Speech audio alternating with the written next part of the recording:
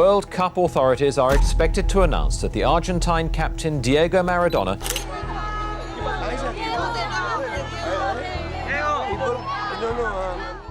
Through the dribbles, kicks, and goals, football has given us a lot to celebrate, including great footballers that become our all-time faves. But somehow, some of these stars succumb to pitfalls and disappear courtesy of alcohol, gambling, or their wives. Let's take a look into the lives of great footballers whose lives are ruined by addiction or wrong choices. Let's start with Emmanuel Ebou.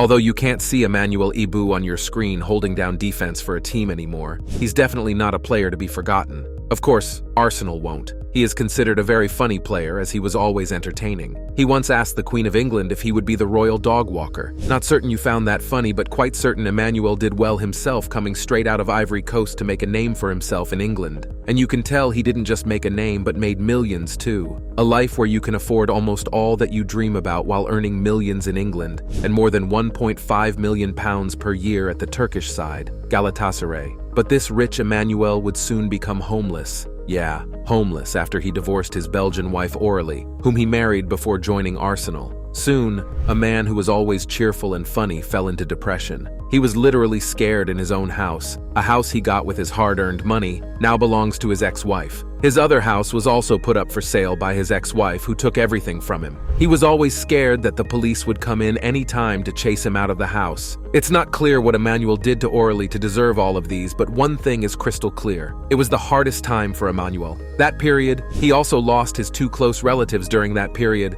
and was also suspended from playing football for failing to pay for his agent. Poor Emmanuel even contemplated ending his own life. The good thing is, he was able to pick himself back up. And now that he is officially retired from playing football, he has his football academy in Ivory Coast.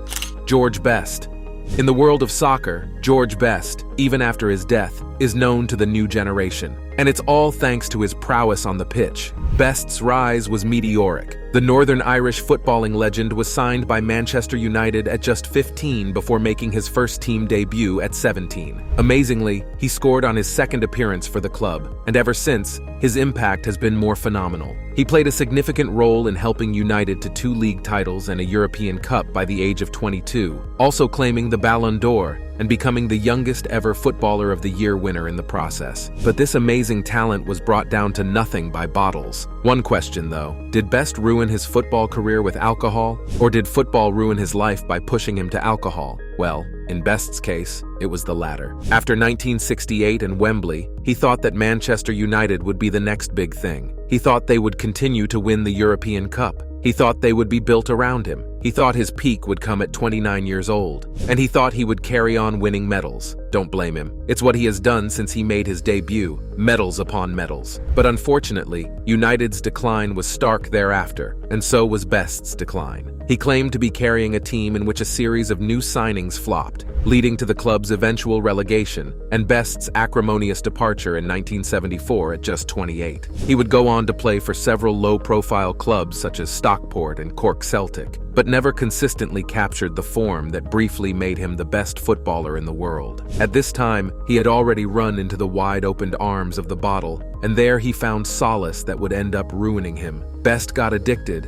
and it got so bad that back in 1981, while playing in the United States, he robbed a woman by taking money from her handbag to fund a drinking session. According to him, they were both sitting in a bar on the beach, and when the woman got up to use the restroom, Best took everything she had in her bag. In 1984, he received a 3-month prison sentence for drunk driving, assaulting a police officer, and failing to answer bail. He spent Christmas of 1984 behind bars at Ford Open Prison, but not even time behind bars could stop Best from drinking. In September 1990, Best appeared on the primetime BBC chat show Wogan, in which he was heavily drunk and swore, at one point saying to the host, "Terry, I like screwing." It became so hard for Best to stop and come out of the darkness that threw him into the pit of destruction, until death finally took him away from his addiction on November 25, 2005. He died of multiple organ failure at a London hospital at age 59 due to decades of alcohol abuse. Next is Mickey Thomas,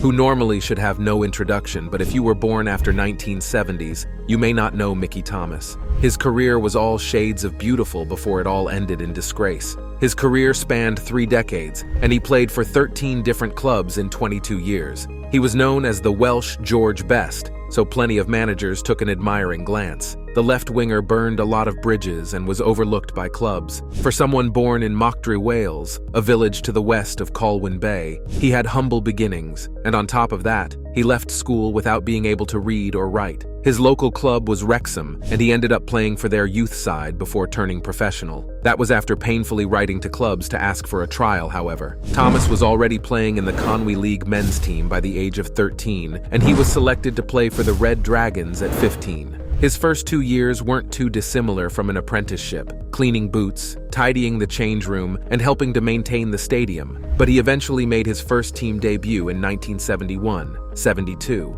Wrexham won the Welsh Cup and 3rd Division title, so that was enough for Manchester United to take a $300,000 punt on him. Thomas enjoyed success with the Red Dragons in 1978, but while he was playing for Manchester United, he got overwhelmed with pressure. United was a bigger club, which meant a lot more supporters for him. According to Thomas, he could not cope with the number of supporters. He was no longer the big fish in the little pond, so he used alcohol to curb his nerves and anxiety. Apart from drinking so much, he also had a gambling problem. This led him to lose up to £500,000, which is equivalent to about £17 million today. In 2019, Thomas was diagnosed with cancer of the esophagus due to excessive consumption of alcohol. He was able to pull through and survived emergency surgery and sepsis while put in an induced coma. As for Keith Gillespie, gambling ruined him. Keith Gillespie used over £7 million of his income to gamble, but how did he get there? He served as Sir Alex Ferguson's runner at United when the players still trained at the Cliff.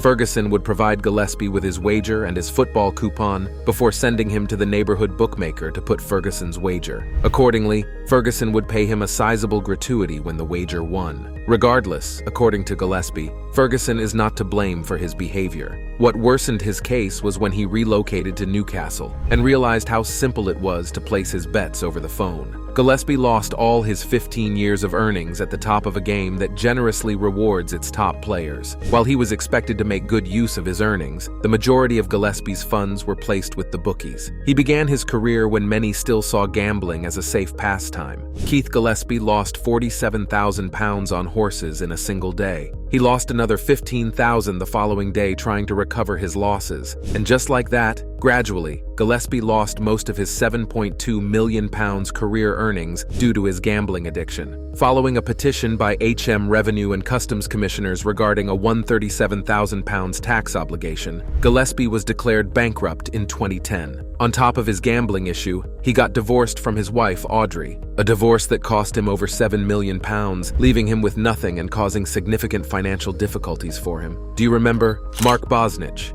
If we put aside some heavily controversial moments, including a weird foul on Jurgen Klinsmann that more closely resembled a flying knee straight out of the UFC, and an incident that saw Bosnich land in hot water for taunting Tottenham fans with a Nazi salute, he was recognized during the mid-1990s as one of the best goalies in the Premier League. Making a name for himself at Aston Villa as a penalty-saving expert, Bosnich helped the side win the League Cup in both 1993-1994 and 1995-96. After he moved to Manchester United in the summer of '99, he was the successor to the great Peter Schmeichel, a journey which started well with a good first season, but soon went sour as he piled on weight and was dropped in favor of new signing Fabien Barthez. Eventually, Bosnich moved on a free transfer to Chelsea in January 2001, and really he should still have been at his prime given he was just 29, an age considered young for a goalkeeper. Problems with his fitness meant he was out until 2001 through 2002, but then the unexpected happened.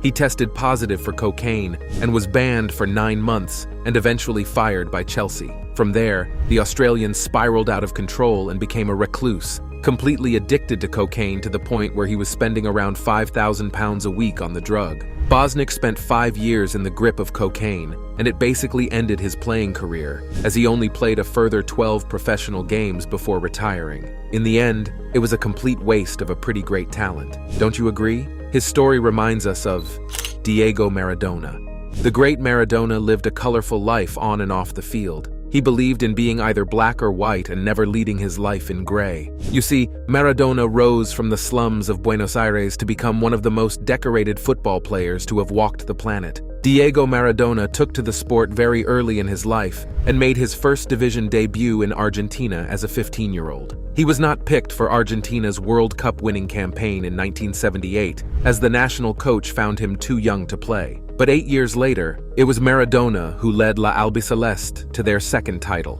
In 1990, Maradona led Argentina to another World Cup final. His stint in Italy with Napoli is well remembered for the way he transformed the Italian side into giant slayers. There are not many who had the flair Maradona had when blazing past opposition defenders. Oh, sorry, we forgot Maradona's name is all the introduction you need. But when this legend was not doing what he loved the most, he was busy ruining himself. Maradona's addiction to drugs and alcohol is well documented and was called slow-motion suicide. It all began in 1991 when Maradona was handed a 15-month ban from football for doping. It was in that year he was called for trial in Naples for alleged links with a criminal gang. Maradona suffered the lowest point of his career when he was sent home from the 1994 World Cup for drug usage. And after the 15-month ban, his international career that spanned 17 years deteriorated. He continued playing, but a third drug test failure in 1997 led to the end of his professional career. But even the end of a career he loved for the whole of his existence won't stop his addiction.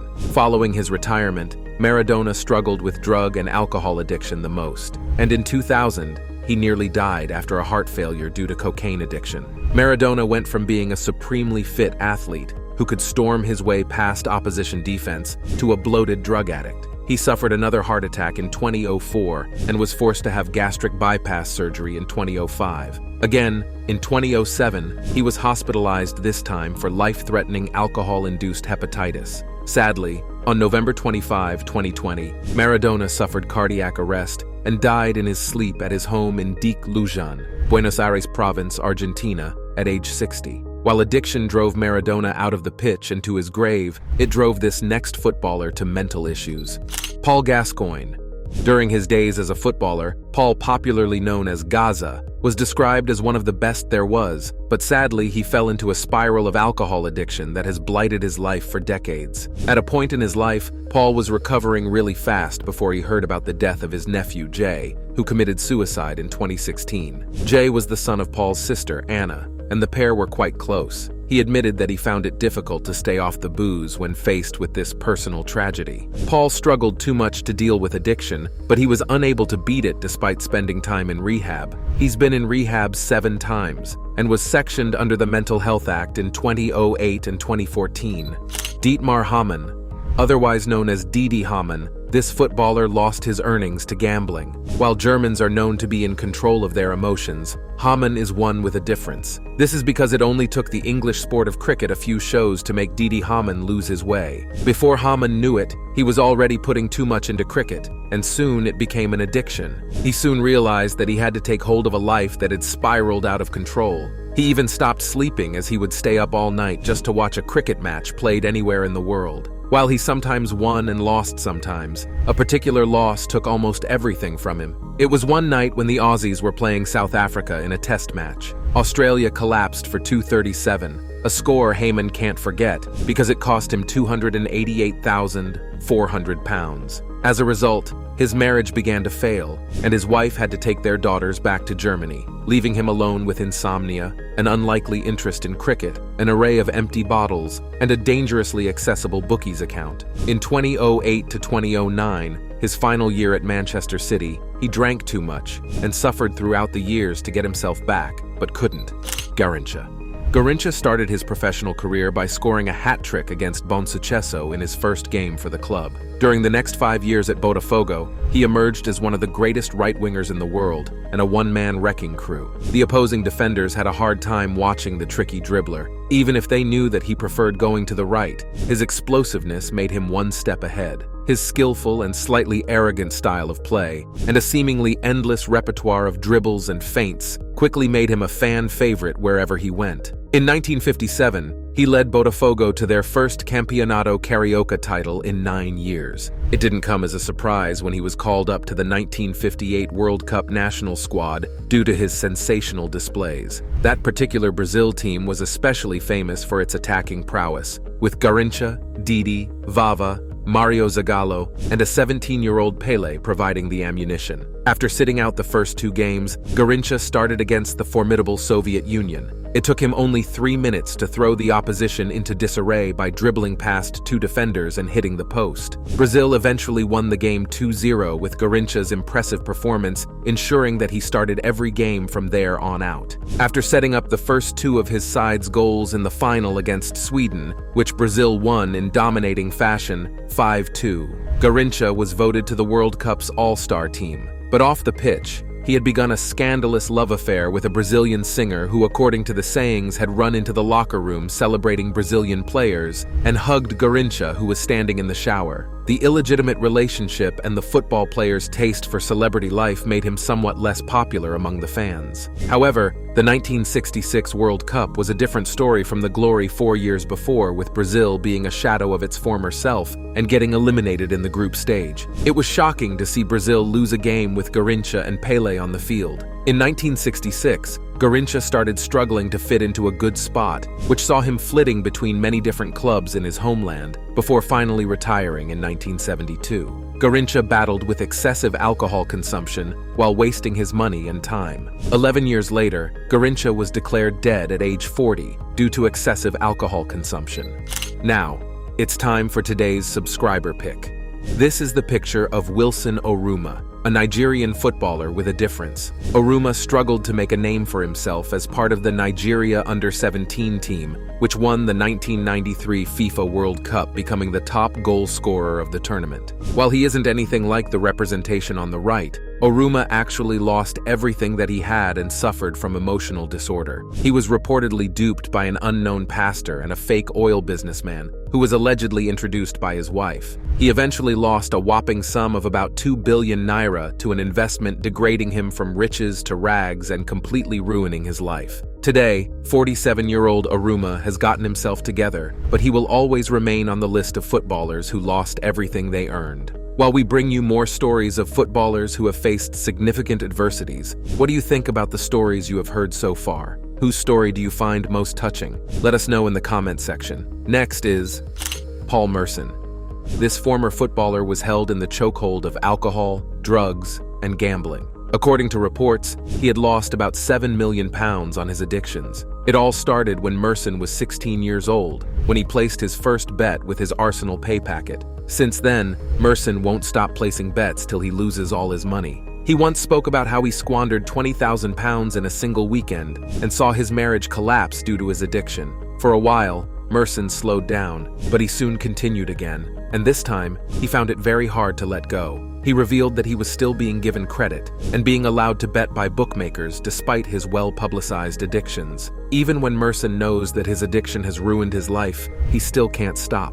Now, he is battling with mental health issues as he continues to educate people about the effects of alcohol and gambling addiction. Jimmy Greaves.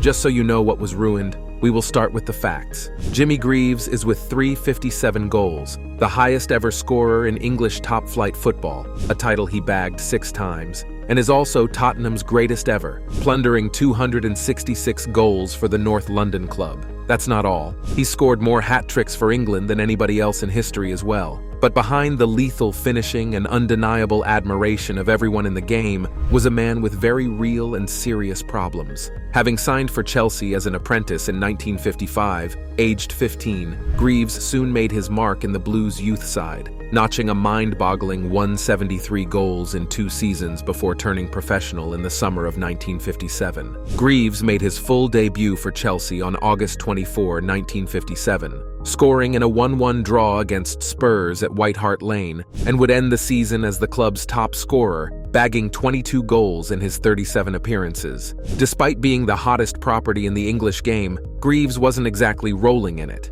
At Chelsea, he got just £8 a week during the winter, with his wage dropping by £1 a week during the close season. Other problems? His move to AC Milan didn't quite work out as planned. Despite harboring doubts about moving to Italy, Greaves nevertheless made the move in June 1961, earning himself £140 a week and a £15,000 signing-on fee. But while he carried on scoring freely, Greaves often found himself on the receiving end of some pretty nasty treatment. Though Jimmy Greaves was England's first-choice striker going into the 1966 World Cup and played all 3 group games, an injury in the last game against France saw him sidelined. His place was taken by West Ham striker Geoff Hurst, who went on to score a hat-trick in the final and receive a knighthood from Her Majesty the Queen. This made him retire early at the age of 30. Though he started a successful packaging business with his brother-in-law, he found it difficult to adjust to life outside of the game and turned to drinking. Greaves has openly said that his drinking was so bad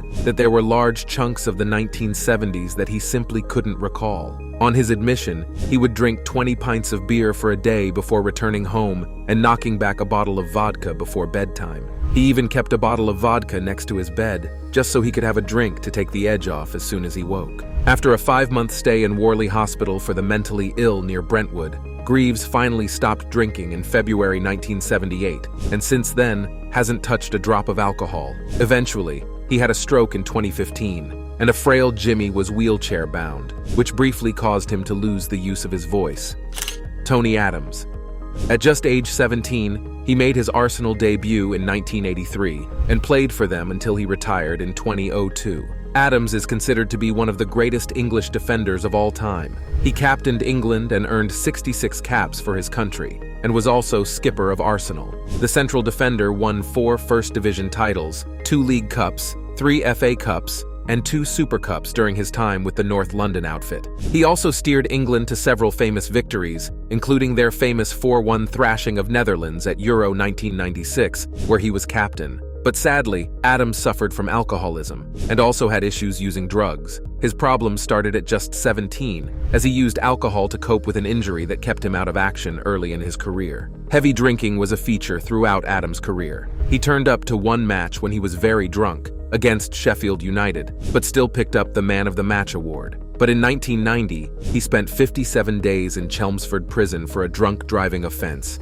He crashed into a wall and was 4 times the legal limit. When he came out of prison, he had bottles and carrots. According to him, he became clean after coming out of prison, and he has since gotten his life together. Kenny Sansom. Sansom made just under 400 appearances for Arsenal between 1980 and 1988, and also had stints with Crystal Palace, Newcastle, QPR, Coventry, Everton, Brentford, and Watford. He also played 86 times for England, including at 2 World Cups. Sansom admitted that if he was not addicted to alcohol, he would have played a lot more. His addiction had him sleeping rough and very nearly killed him. The former left-back was pushed to the brink of destruction following years of boozing, gambling, and neglecting his health. In 2020, he was hospitalized and fell into a coma following an attack that left him with severe head injuries. He was later diagnosed with Wernicke-Korsakoff, a kind of dementia, and when he caught pneumonia, doctors told his family that if his body should fail, he wouldn't be resuscitated. He spent 18 weeks on the ward, learning to talk, eat, and walk again. It was a really bad experience, but the good thing is it forced him to finally give up the bottle. Last, but not the least, David James. While others based their choices of addiction on coping with anxiety and all, David James, an ex-England goalkeeper, started smoking and got addicted after he saw his mother smoke. He said his mother and almost everyone around him were smokers, so it was almost impossible for him not to do it. He took his first puff at age 16, and since then, he has been addicted for 15 years. This in turn had a huge impact on his health and performance at the time, as he was unable to run 2 laps of an athletics track. He also influenced his children later in life, but as soon as he gave up smoking, they all did the same. Although James's life had a happy ending, his career didn't. Thank you for watching. See you in the next video.